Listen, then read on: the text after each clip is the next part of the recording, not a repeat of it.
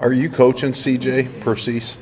Yeah, we're working every day with him. I tell you what, he has really been a bright spot here the last few practices in particular. I think as he gets more and more comfortable in what we're asking him to do, there's a guy who's got all the tools to be something pretty good. Do you anticipate him staying on offense?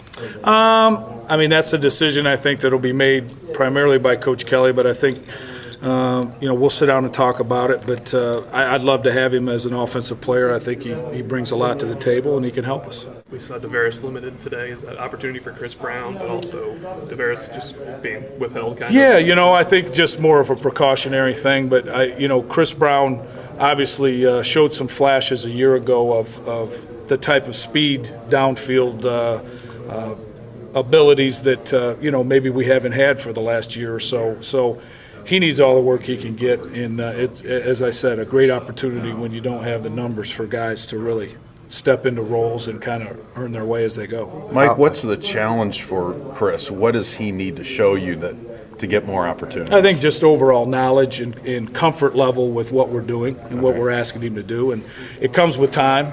Some guys kind of develop a little bit faster than others, but I've been very, very pleased with where he's at this spring, and he's showing a higher maturity level, not only with the way he goes about practice, but his knowledge of our offense overall, and is really, really, I think, growing into the type of receiver we all need him to be.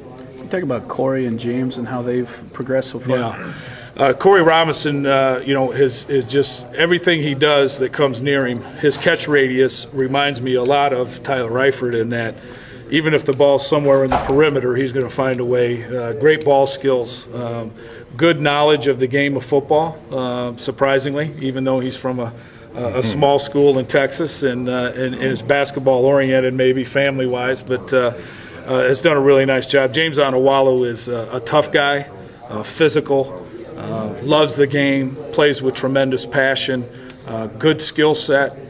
Those guys are a pleasant surprise. And when you sit down and you think, and we talk about this sometimes when we're watching practice film, and you go, this guy's supposed to be getting dressed for the prom, and here he is out here competing, and those guys are doing a great job with what they're doing. Is James an inside guy or an outside guy? Yes.